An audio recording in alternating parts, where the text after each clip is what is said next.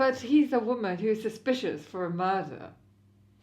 Well, yeah, later, Later. much later, years later, after years of miserable marriage. She married, Georgia married Yeats. They got married, she was much younger than him, and their honeymoon was a disaster. And this is a really important part of Yeats' story, and a fascinating part of Yeats' story. She started automatic writing. So she started connecting with the gods or the spirit world and writing. Is she doing that trying to maintain her marriage?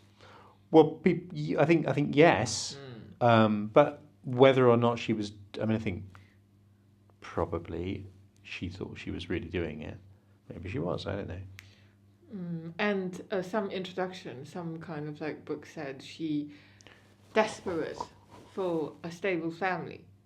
Yeah, it's always interesting, isn't it, what people say and where they get their ideas from, and I don't know. Anyway, she definitely wrote all of this, loads and loads and loads, years, I think, of automatic writing. And although it's tempting, I'm not sure how people in China will think, but in Britain we tend to think of this side of W.B. Yeats, the magician, as a bit ridiculous. It is. But, you know what's weird about that, Ellen? Is that quite a lot of the material is coming from that. And the poems aren't rubbish. Poems are amazing. Because, after all, he is an artist. You know, I mentioned before recording, that I went to see the exhibition in Tate Modern. You did? That guy called Mike Killy. Yeah. And he's kind of like exhibition about his the world of art. Yeah.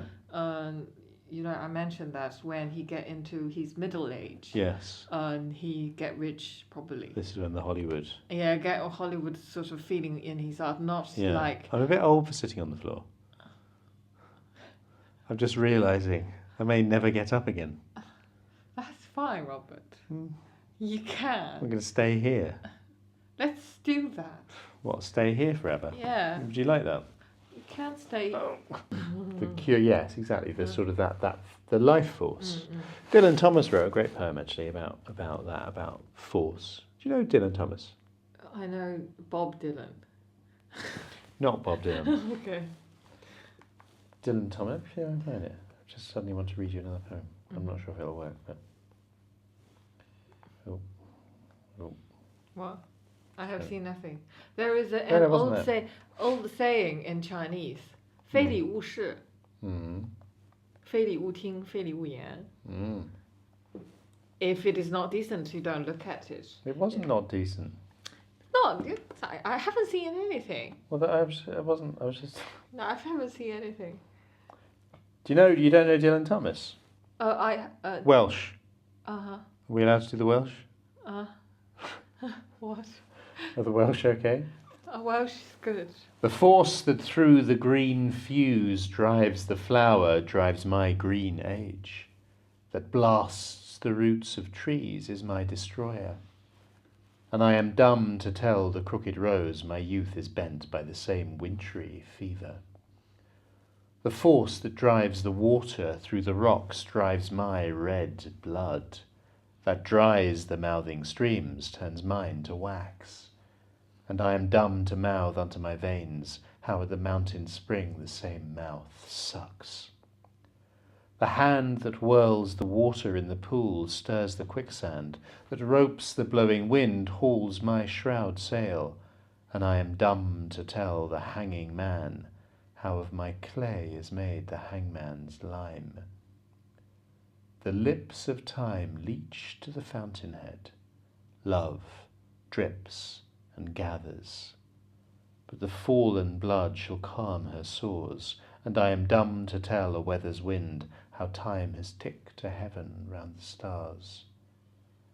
And I am dumb to tell the lover's tomb how at my sheet goes the same crooked worm.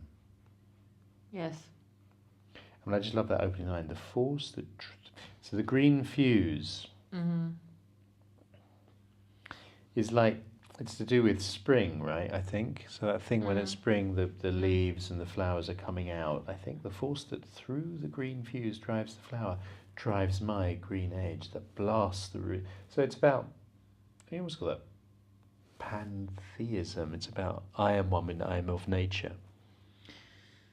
One thing I noticed that it's like the kind of the rhythm of the sense of English is a bit different.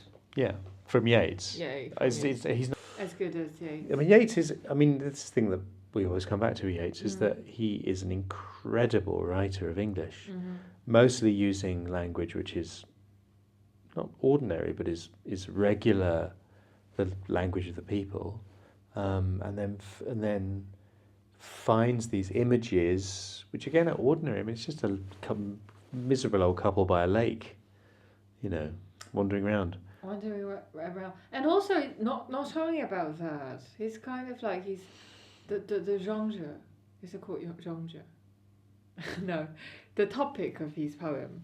Genre would be the kind of the type of poems they are. Yeah, are various. It's quite diverse. Oh, hugely diverse. Yeah. It's not just fixed on one sort of topic. No. And he's not somebody who's like only focusing on love, one topic. It's about his kind of interaction with nature and the world and with all sorts of things. Yeah. So which makes him a very sort of comprehensive poet. Yeah, nice. Yeah, I agree.